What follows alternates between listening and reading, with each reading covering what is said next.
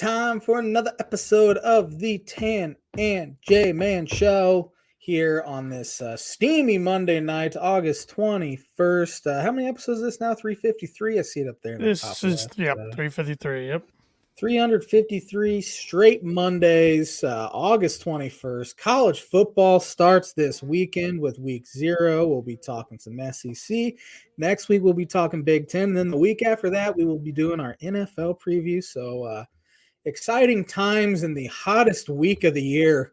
I think here on Thursday, the high is 102 right now. So that's going to be not football weather, but I'm ready for football weather. But at the very least, we will be having some football on our television screens on Saturday. How you doing tonight, T-Dog?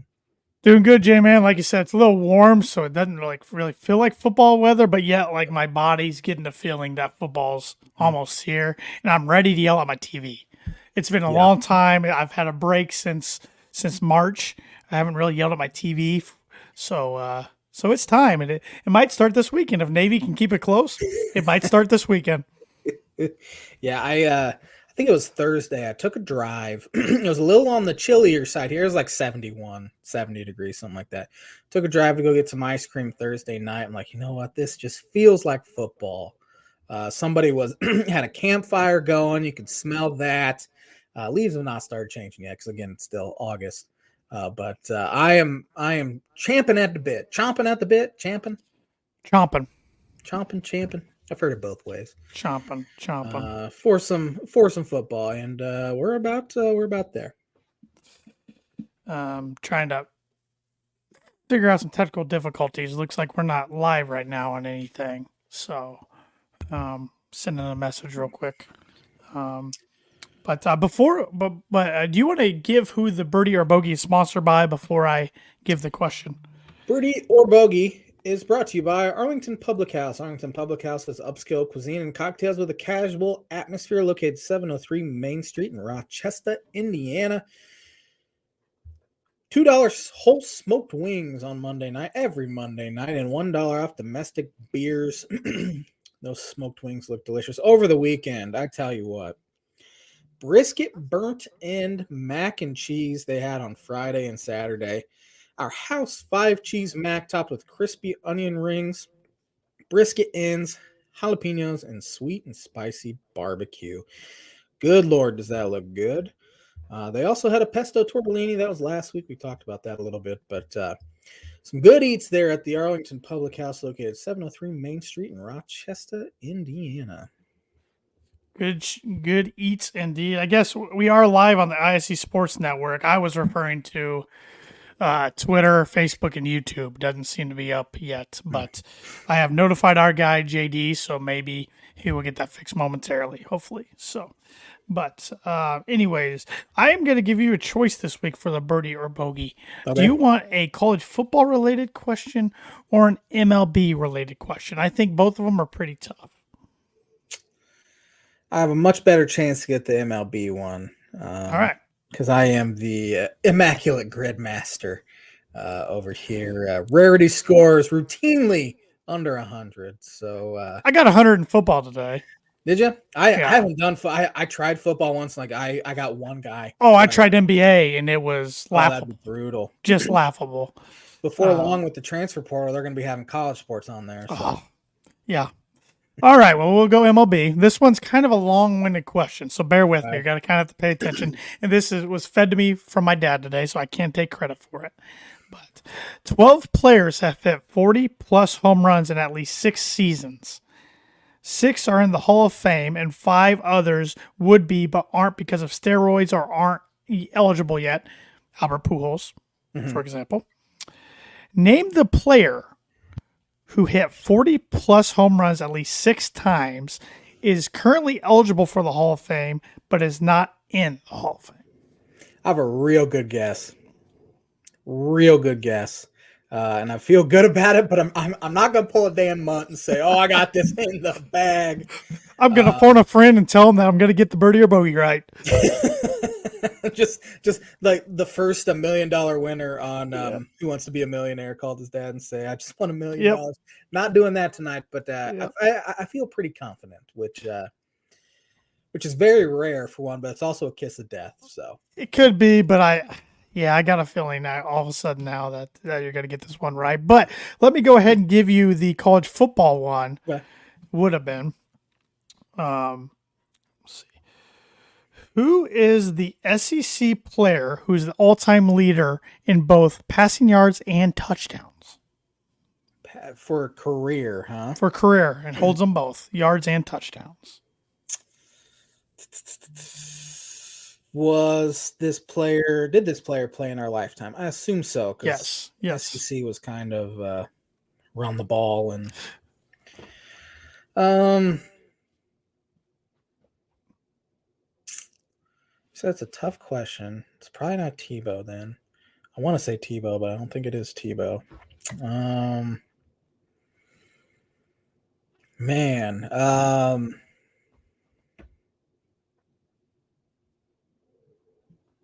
I'm going to go Tebow, and I think I'm wrong. You are wrong. He might have been at one time, but it is Aaron Murray. Really? Georgia, huh? That makes sense because he was like a 4-year starter there. He wasn't even on my radar, so that... My guess was number 2. Can you guess who I guessed? It wasn't Tebow. How recent did this player play?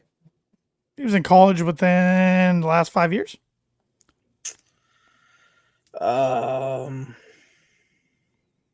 Tua? I guess Drew Lock, and he's number 2 in both.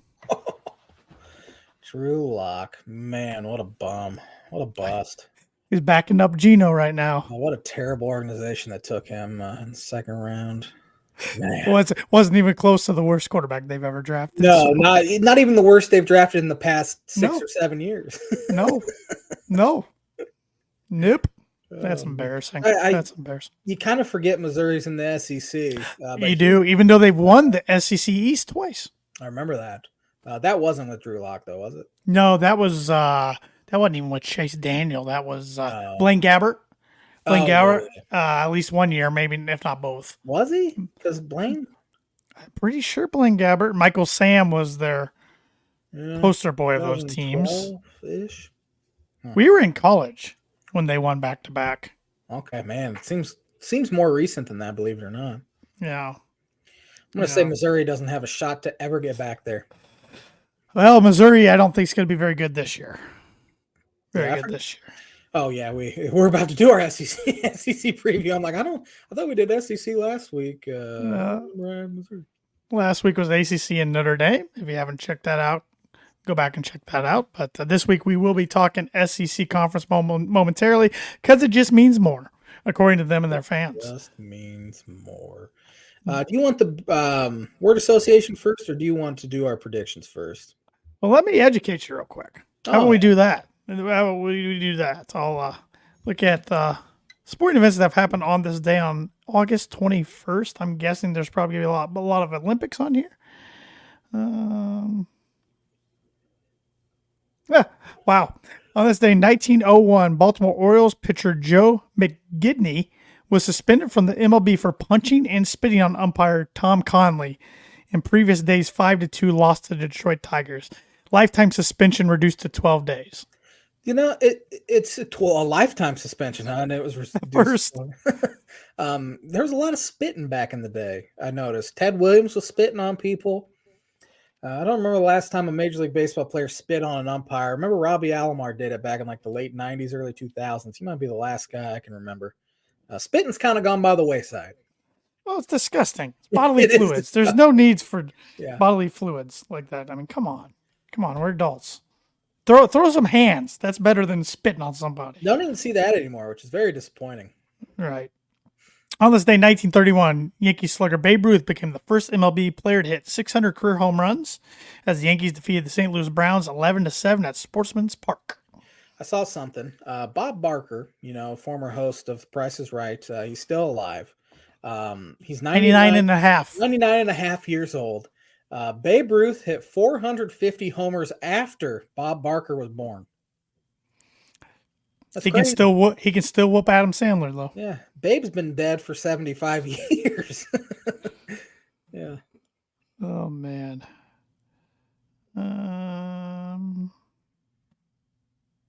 On this day, 1967, Kansas City utility Ken Harrelson became baseball's first free agent when he's abruptly released by the Athletics. He called team owner Charlie Finley a menace to baseball. Ken Harrelson, former White Sox commentator Ken Harrelson. Is that his name? Ken? I don't know what Hawk's real name is. Ken Harrelson. Yep, that's him. Well, that's just a joy. That makes sense. Yeah. He said this week that this has been the most disappointing and miserable White Sox season in his baseball career. He's seen a lot of bad ones. Yes, he has. On this day in 2004, American super swimmer Michael Phelps won his 6th gold medal of the Athens Olympics, even though he didn't swim in the final of the men's 4x100-meter medley relay. U.S. won in world record 3 minutes 30.68 seconds. A lot of Olympics.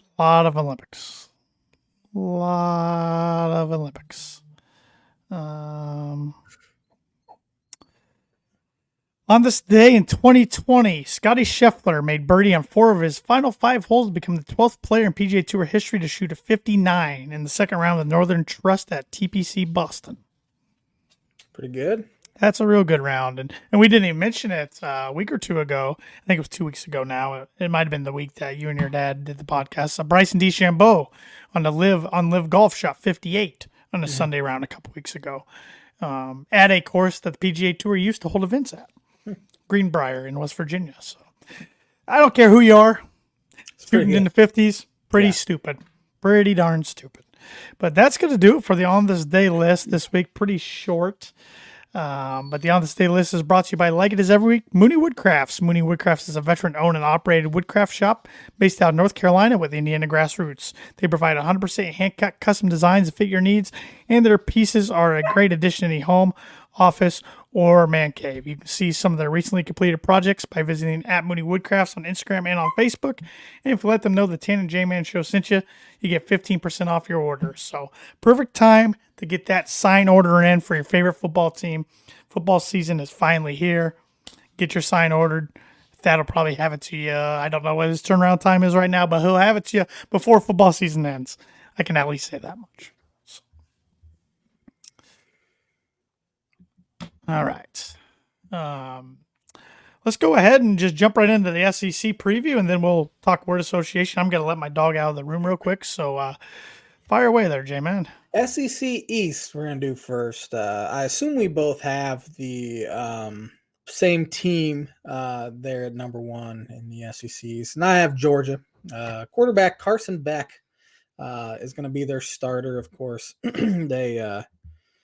They lost. Who was their starting? Stetson Bennett. Stetson Bennett. JT Daniels. Stetson Bennett.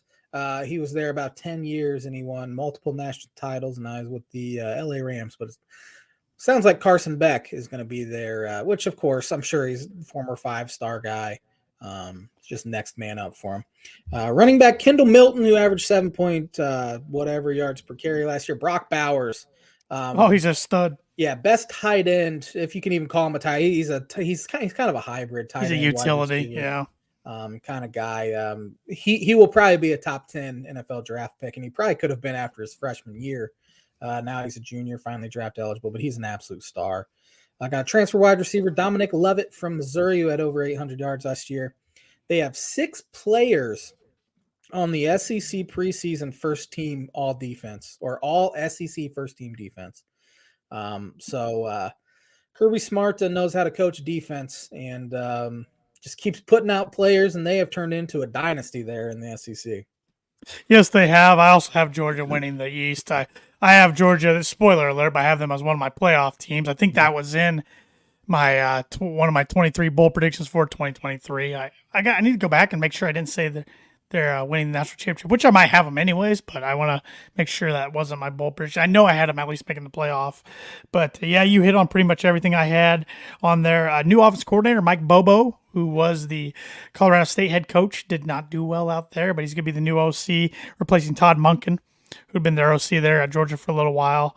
They also have a wide receiver transferring from Mississippi State, Ra Thomas, who should be a factor, along with Dominic Lovett from Missouri. So we're seeing more and more. I know we talk about this every week, but not only are we seeing tons of guys in the transfer portal, we're seeing more and more transfer within conference, which is still taking time for me to get used to.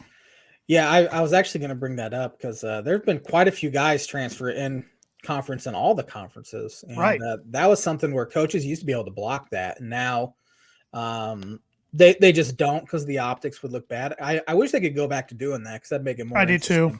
I do too. And probably eventually they'll change some rules where it makes it a little more difficult to kind of to transfer at all. But especially within conference because I don't really like that.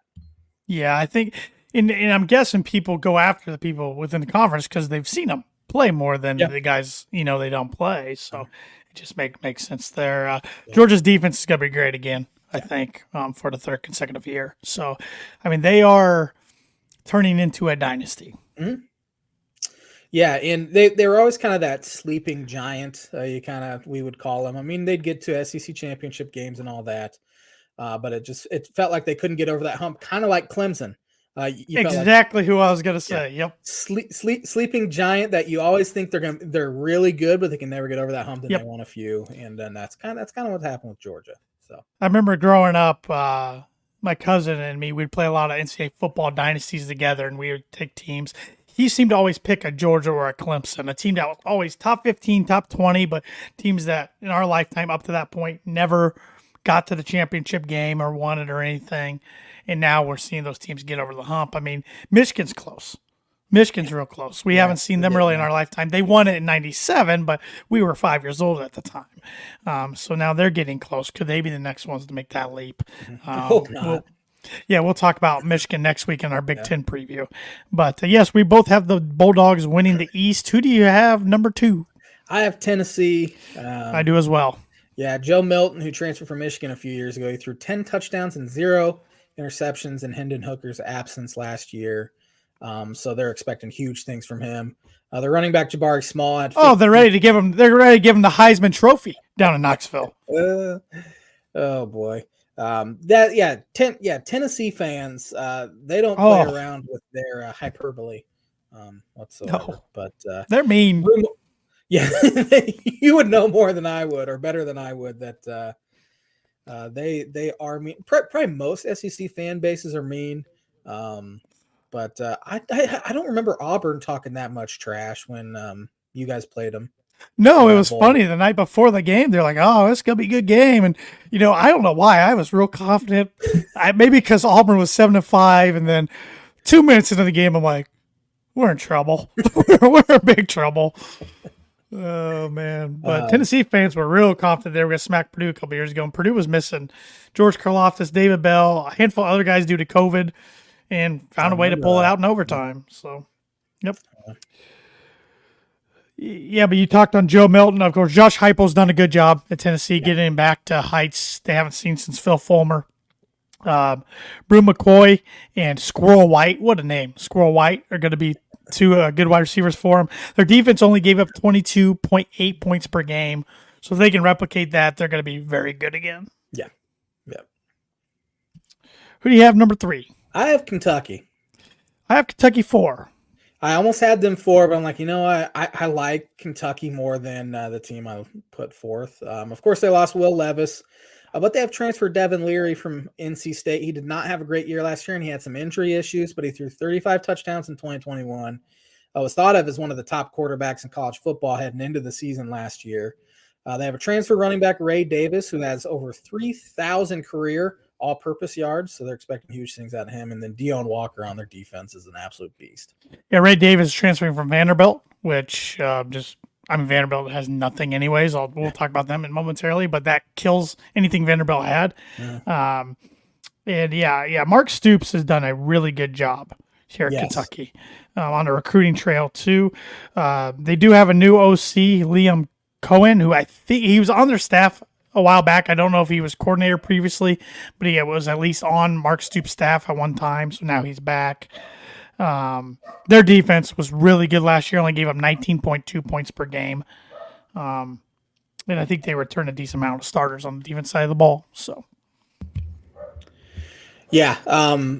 Kentucky was like thought of like what Kansas has been. Of course, Kansas had that good year last year, but they were kind of thought of as they're going to go 2-10 every year, sort of deal. And yeah, Stoops has done an incredible job there. And their trio of wide receivers could probably be stacked up with any trio in the SEC. Taven Robinson, Baron Brown, and Dane Kay.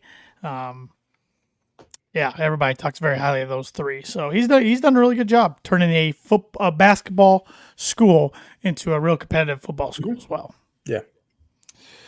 So I'm guessing your number 4 pick's the same who I had number 3. I have South Carolina. I have South Carolina number 3. Yeah. Spencer Radler, obviously the big name there. It didn't work out for him in Oklahoma, but he had a pretty good year last year, and they're expecting big things. He's more hype than substance in production, which happens. But they have good wide receiver Antoine Wells, 928 yards last year. Transfer wide receiver Eddie Lewis from Memphis, who had over 600 yards. Tonka Hemingway, fantastic name as well, top defender there. Yeah, Corin Joyner is a running back. I believe he's only a sophomore. Had a really good freshman campaign for the Gamecocks last year. Shane Beamer's done a pretty good job there. Don't know if the fan base loves him all that much, though, which is weird. Because, I mean, besides Spurrier, they haven't. I mean, okay, Lou Holtz was there, too. Okay, they have a pretty good lineage of coaches, but usually they're in their tenured years there. They need to improve the OL and their run defense. The run defense was 13th in the SEC last year, so was not very good. But, yeah, if you remember right, South Carolina lost a heartbreaking bowl game to Notre Dame last year. Yeah. So. Yeah. I have Florida 5th. I do as well, and I think they're going to be scratching a claw just to make a bowl game. Yeah. They obviously didn't watch a whole lot of Graham Mertz at Wisconsin because he was named the starting quarterback. And outside of his one game in the COVID year against a Lovie Smith coached Illinois team, he did not do a whole lot. He was not very good. He was not very good for them. But they have 2 really good running backs that are returning. Montreal Johnson had 10 touchdowns. Trevor Etienne, I assume that's Travis Etienne's brother. Yes, I think it is. Had over 700 yards, and they'll be good defensively, per usual. Well, they were not good defensively last year. They were not. So, okay. No. They got a new defensive coordinator, Austin Armstrong. They fired their previous one. They only have 4 returning starters on the defense side of the ball, which could be a good thing. They gave up 28.2 points per game last year. They gave up 175.2 rush yards per game last year. So got to tighten the screws up there. Billy Napier in his second year down there in Gainesville. It will be interesting if they fail to make a bowl, how patient they are with him, because Florida has lost a lot of recruiting steam in that state, not just to Florida State or Miami, but to Central Florida as well. Well, into Bama, Georgia. Sure. Well, yes, sure. So, I mean, we have the Florida Gators documentary about the Urban Meyers coming out tomorrow on Netflix, which I'm really looking forward to watching that. But it's crazy to think that team was at just there not too long ago. Now they're fighting and scratching to make a bowl. I mean, but they've whiffed on some coaches. Jim McElwain, even though he got him to the SEC championship twice, they're pretty mediocre under him. And then Dan Mullen. Dan Mullen. Yeah, I thought he was going to be great there. He was good at Mississippi State. He just did not do very well there. Yep, Dan Mullen. Thank you. I couldn't think of it. Yeah, he did not do well there. So I don't know. Something needs to click down there because, and I said this last week. I hate the saying, if X is good, it makes college football better. And I said that last week when talking about Florida State. Florida State, thank you. And now I think the same thing could be said for Florida. So. I have Missouri finished in 6th. I have Missouri as well. Brady Cook, their quarterback, returning through 14 touchdown passes. Chris Abrams-Drain is, I think, a all-SEC second team preseason on their defense. Yeah, they're kind of losing some recruiting steam there as well. Illinois has kind of come in and been able to sell a better program here for the first time ever here the past year or so, and they've gotten some guys from the St. Louis area, East St. Louis, which Illinois really struggled there, and Missouri had kind of had on lock, but things have kind of the tides have kind of changed a little bit. I really wish they'd get that series going again. I always thought that was a fun football series. They are. Okay. I don't know. I think it's in 2 years because they have Kansas for 2, and then I want to say it's Misery back again. I know it is coming back. I think it's more of a home and home than it is an actual series. Tanner's got ghosts in his house. Ghost named Elway. But I do think it's coming back. Yeah, I just always enjoyed watching it. Just as a college football fan that had no dog in the fight. I always thought it was a pretty competitive game. I remember the year Illinois was good in 2007, the Rose Bowl. That was a really good game. Start the year, if I remember correctly, because Chase Daniel, I think, was on that Missouri team. I think Missouri was ranked second. They were at one time ranked second in the BCS poll. That's when it was Kansas 1 and Missouri 2 or whatever. The re-scene against Chase Daniel. It was at Arrowhead Stadium. Yeah. But yeah.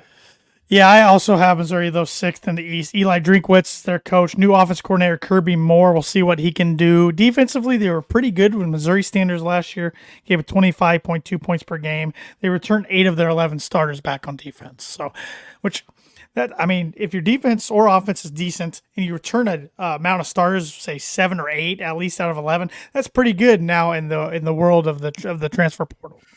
Yeah. And last, we both have the Vanderbilt Commodores. Yeah, they finished, or they were dead last in the preseason SEC poll. However, they got 8 votes to finish first, which shows you the media poll Vanderbilt has down there, which is kind of stupid. But yeah, they got 8 votes to win the SEC. But their stadium's torn apart. Have you seen that? It's not going to be. Yeah.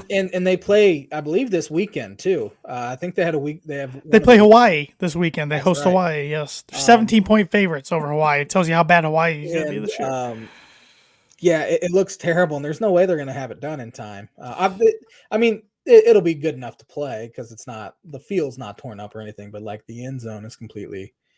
Behind the end zone, I should say, is completely torn. Yeah, apart. Clark Leah, I believe how you pronounce his last name, or Lee. He's their coach. He doesn't shy away from confidence.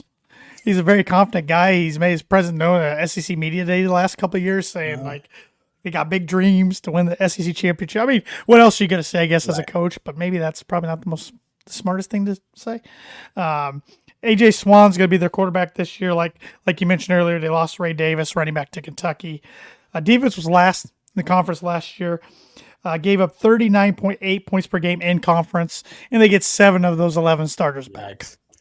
Yeah, they did somehow win 5 games last year, so they're right on the cusp of being bowl eligible. But which is a big deal for them. I mean, they've never really been that good. I forget what year. Purdue will eventually go there because they had a home and home, and Purdue hosted them in 2019.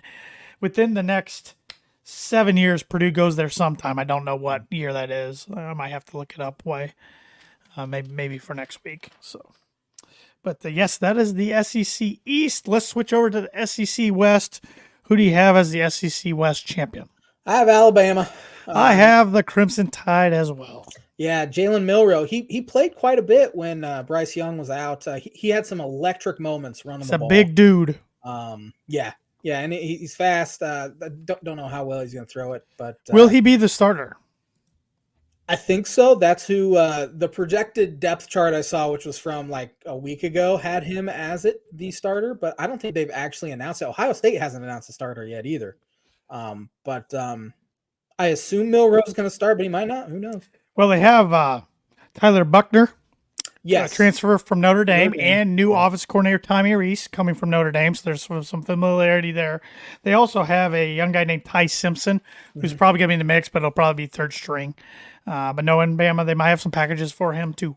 So Nick Saban-led team. I don't know what else there is to say. They have talent all over the place. They have depth all over the place. They're going to be good. It's just, are they going to be good enough to win the SEC as a whole? Yeah. Can they beat Georgia?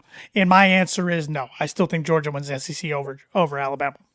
They have 7 guys on defense on the 3 all-SEC teams. Their best offensive player is probably their tackle, J.C. Latham, who was first team preseason all-SEC. And they do host LSU, which will be a big game in regards to who comes out of the SEC West. Yeah. Speaking of LSU, they're my number 2. They are also my number 2. Jaden Daniels is the preseason first-team all-SEC quarterback. 28 total touchdowns last year.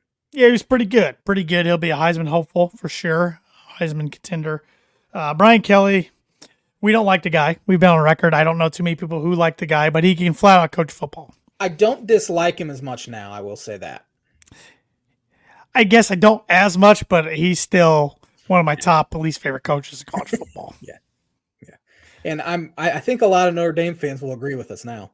And he did just team drum my team into the ground by 108 points in a bowl game that didn't even really matter. I forgot about that.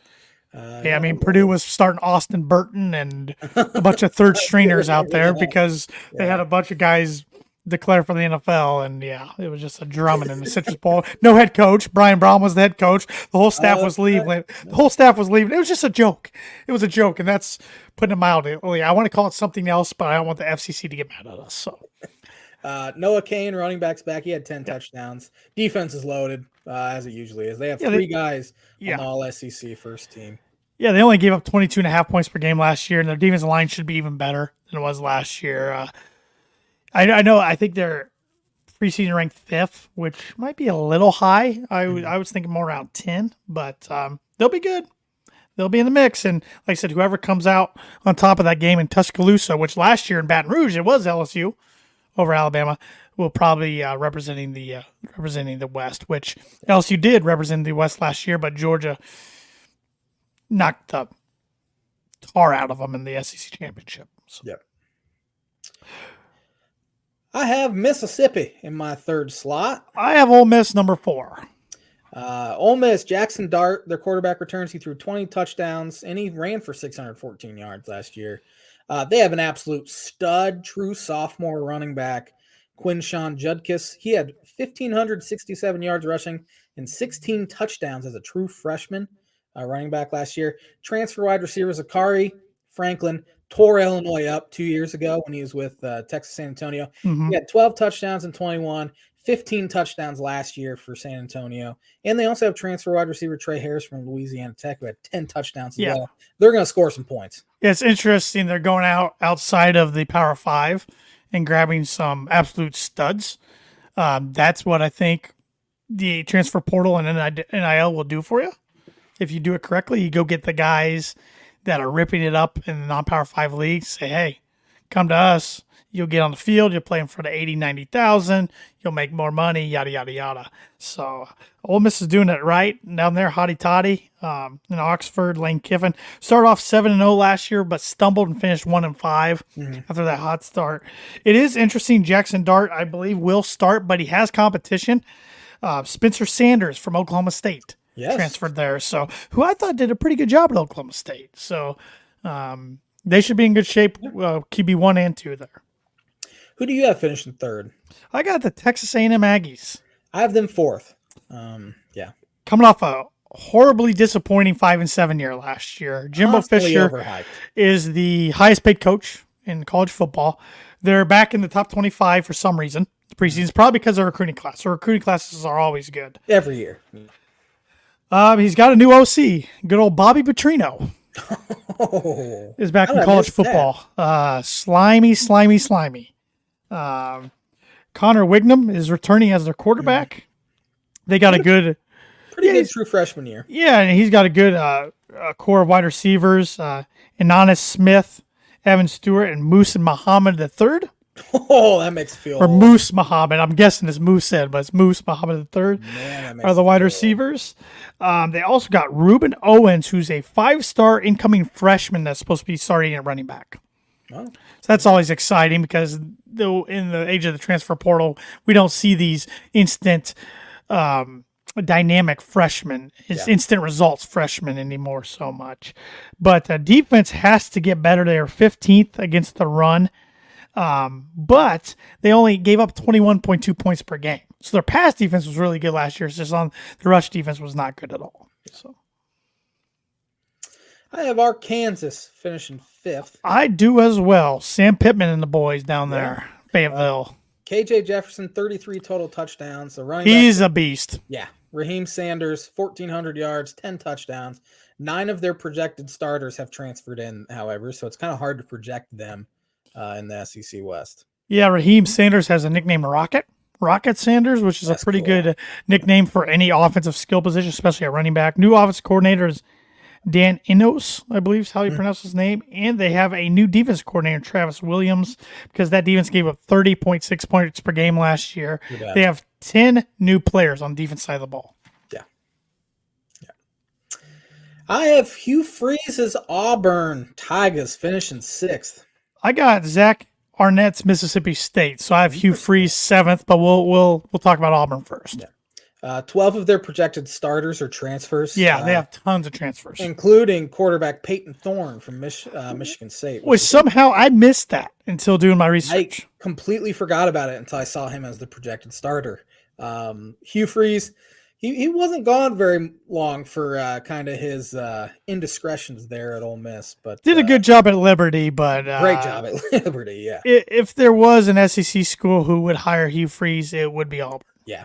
Auburn could not care less about morality. They want to win football games, and it's been a minute since they've been really good. So it's an interesting fit. Could go very poorly there or very, very well there. Yeah, across a lot of these SEC teams, I'm saying have to improve their defense.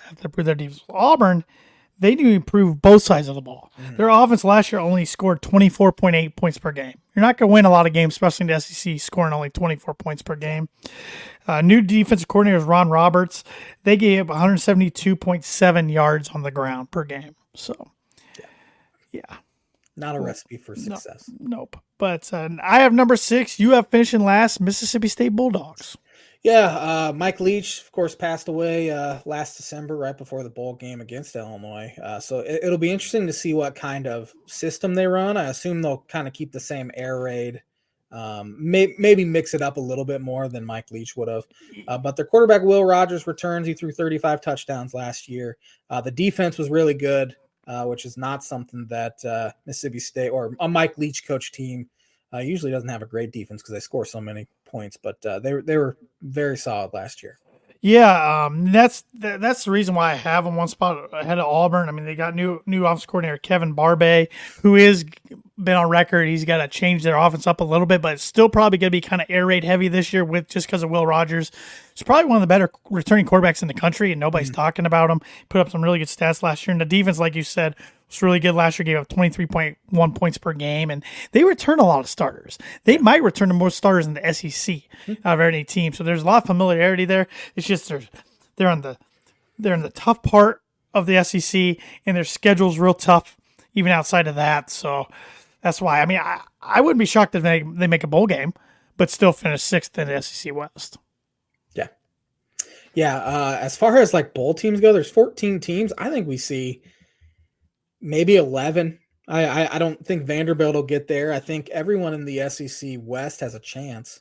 And a majority of the teams in the East as well, depending on their non-conference schedule. So it just means more, of course. So they'll likely put a lot of teams in bowl games.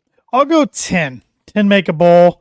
And if Florida can scratch their way, they'll be 11. I think you get 6 in the West, excluding Auburn, and Georgia, Tennessee, South Carolina, Kentucky in the East, maybe Florida. I think Missouri and Vanderbilt are outside looking in. I agree. Yeah.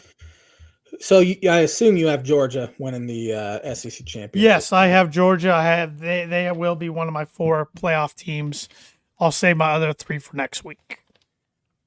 That works. Word association time. I just took a random NFL player from each SEC team and put them on here. I tried not to have guys we talk about a lot. The Vanderbilt one was really tough because they haven't put out too many good pros. But besides one we talked about sometimes. Quite a bit, yeah. Joe Namath, Alabama. Overrated, in my opinion. I mean, I know the game was different back then, but he won Super Bowl III. That's what got him into the Hall of Fame. And he played for the New York Jets. And, there's that famous video of him running off the field with the 1 point up in the air. But I unfortunately remember more for the Susie Colbert, I want to kiss you.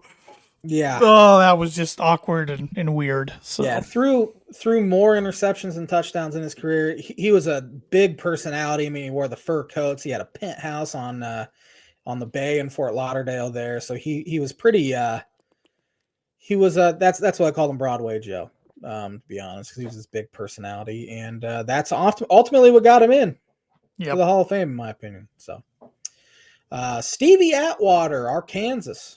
Oh, Steve Atwater. I forgot he went to Kansas, to be honest. Denver Bronco Hall of Famer, or number 27. He played on one of their Super Bowl teams, not their second one. He was a Jet by that time, but he liked to lay the lumber and give some people concussions, even himself concussions back before we knew the severity of concussions. He even did that to one of his teammates, I can't remember who it was, in Super Bowl 32 against the Packers towards the end of the game. Before the game he tried to just deplete a guy and friendly fire, knocked himself and his teammate out. But he could lay the wood, and he still does coverage for the Denver Broncos today. And he just seems like a really positive, nice guy. I like to listen to him. Sorry, the Cubs are playing right now. Oh, you're fine. It was Javi's first at bat against the Cubs since they traded him. So I was sorry. And he struck out. Oh, well, imagine that. Kevin Green, Auburn. Kevin Green, I presume this is the same Kevin Green that played for the Steelers and the Panthers. Yep. He also, because I'm a wrestling nerd, he also did a few matches in WCW when that was a company in the 90s. You are because wrestling back then, they took athletes and stuff, like anybody who was in the media. They took them, and Rodman, Malone, whatever. But yeah, Kevin Green was a mean man on the field. He was also, I believe, a staple on Pros versus Joes, if I remember correctly. He and John Rocker. I think Kevin Green was actually a really nice guy off the field. Unfortunately, he passed away a couple years ago. But yeah, really good player for the Steelers, and then was decent for the Panthers. Shane Leckler, Texas A&M. Shane Leckler. That's the punter, right? Yeah. I was like, why is ever talk about punters? I was like, why is that name? Like, it sounds familiar, but he punted for a long time in the league, was a Raider for a long time. Him and Sebastian Janikowski. I know Al Davis took Janikowski like stupid early. Like, he was a first round pick. Was he a first rounder? Yeah. And I think Leckler was pretty early too. Yeah, Leckler was second or third round. That's embarrassing, but it's pretty embarrassing. But yeah, that's about the nicest thing I'm going to say about a Raider. Fran Tarkenton, Georgia.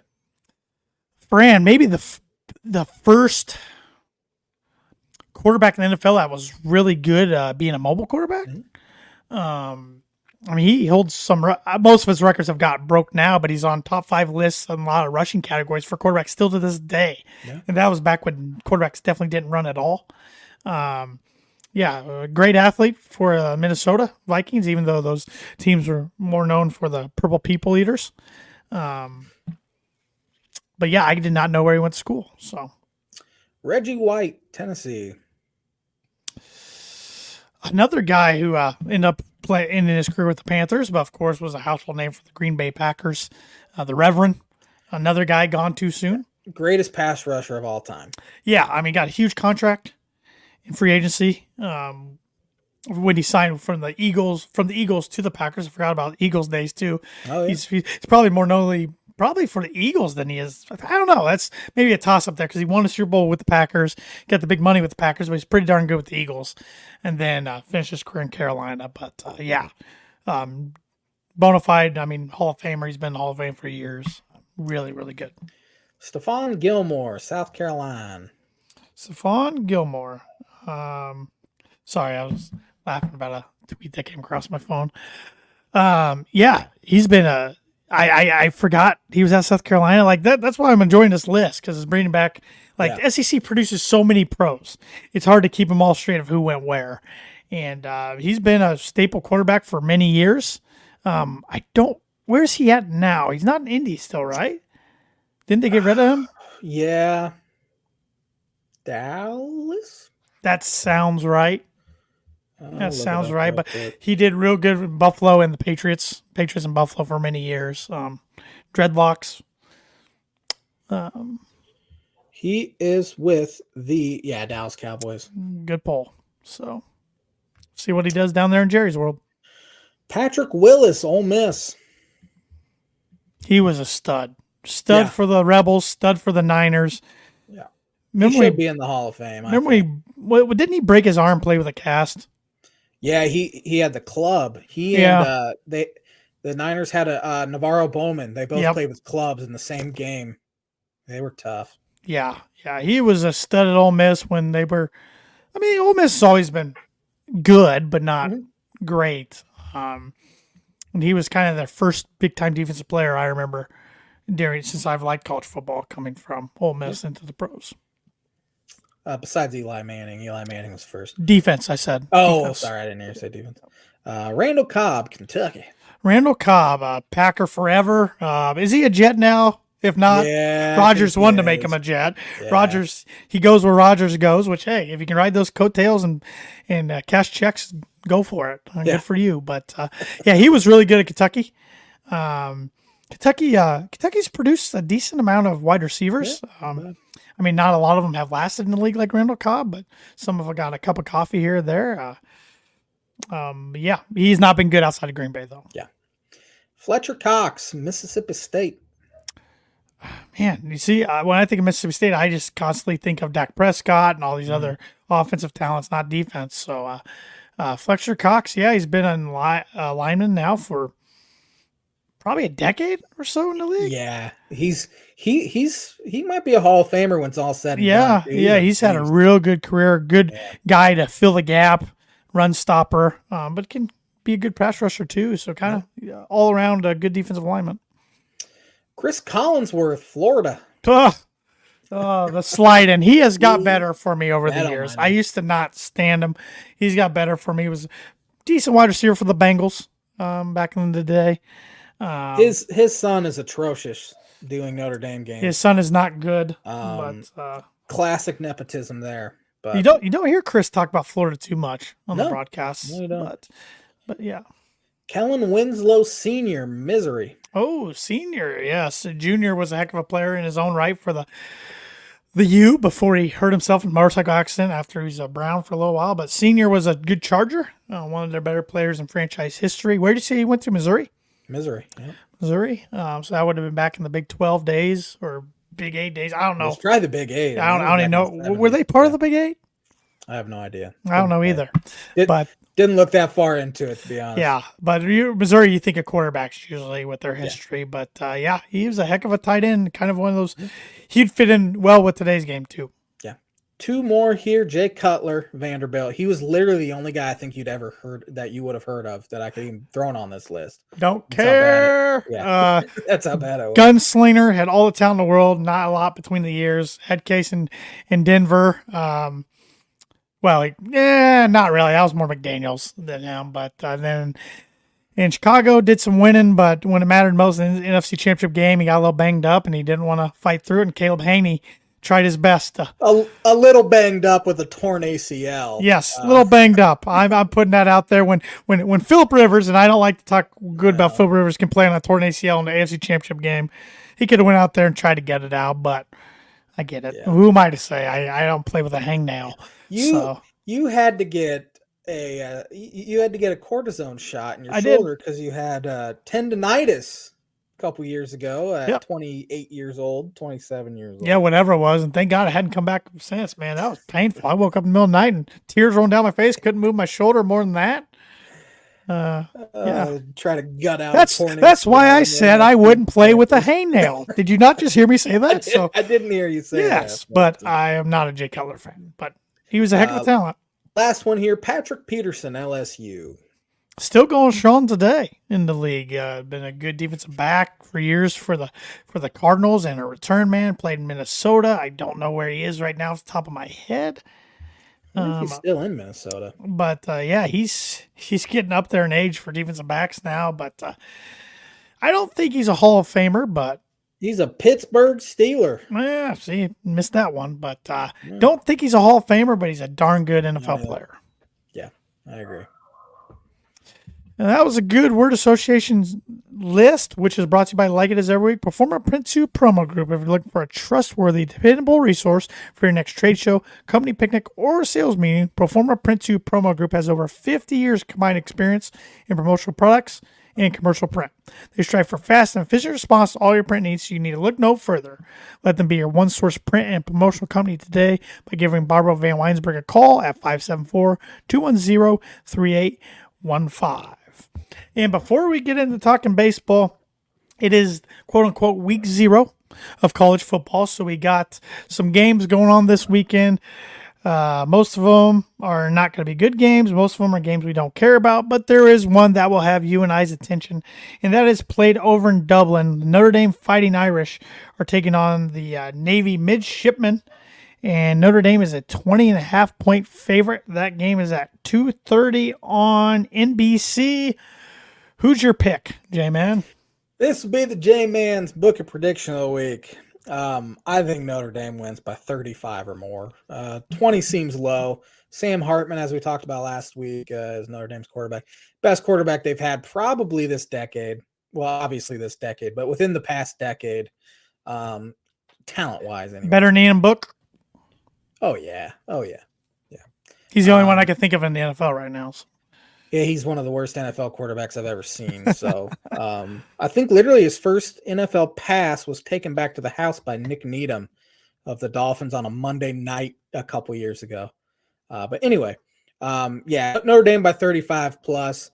J-Man's Book of Birdie of the Week brought to you by Indiana Farm Bureau Insurance Agent Travis Watchering for life, home, auto, business, renters, workers, comp, and farm insurance. Contact Travis 219-869-4561. His email is travis.watchering@infb.com.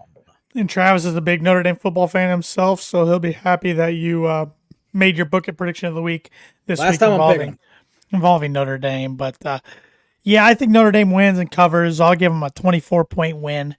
But Navy jumps out to a 7-0 lead, and Notre Dame fans start to sweat it out to start the year, and then they put it on them pretty good. So I think the Marcus Freeman's second season starts off a little better than year one did when they lost Ohio State and Marshall, and he thought the world was coming to an end in South Bend. In Dublin, doesn't sound as good as in London. No, it doesn't. Does not roll off the tongue. Doesn't hit the same. The same. But speaking of hitting, your Chicago Cubs have been doing a little hitting lately. Yeah, they are currently up 3-0 in the third inning against the Detroit Tigers.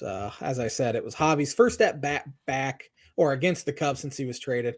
And because of that, I saw on Twitter the 4 guys they let go, 3 of them at the trade deadline 2 years ago, and how they're doing now.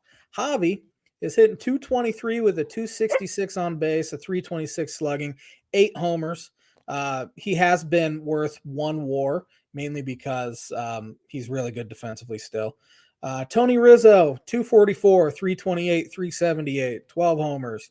He's been a below average hitter. And a lot of that was in the early part of the season.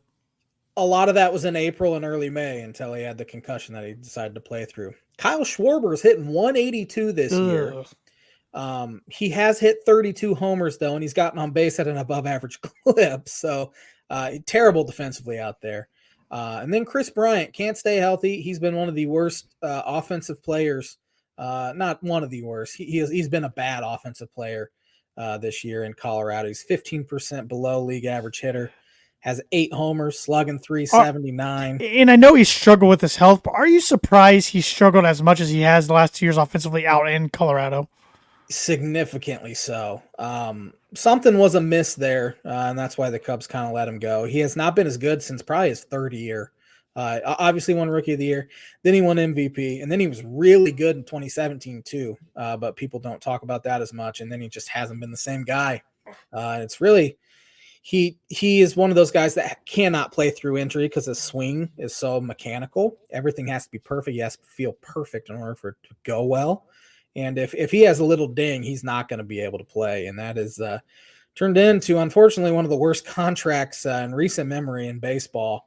Glad Bryant got paid, but and I wish he would have had a little success out there, as much as I hate the Colorado Rockies now because of you. It's another bad jersey purchase of me. Yeah, you did it to just to get spite on you. my nerves a little bit. And I was going to do a Rizzo one, and then I just never got around to do it, and now I don't. The Rizzo one would have hurt significantly more than the Chris Bryant one. It was sad. I was sad to see Bryant go, but at the same time, I knew it was probably the right time to do it. Well, it's interesting to me as a guy from the outside looking in, as a guy who's not a Cub fan, that you look at all those core guys, and arguably the one that's done the best is one they got rid of beforehand in Soler. Yeah, it is. They traded him for Wade Davis. Wade Davis had one really good year as closer with the Cubs. But yeah, Soler has like a 49 homer season with the Royals. He's been pretty good with the Marlins. Mm-hmm. He was the one guy when he came up. I thought he had the least probability to be a bust, and he was not that good with the Cubs. Right. And so they shipped him off. But Soler is kind of the guy.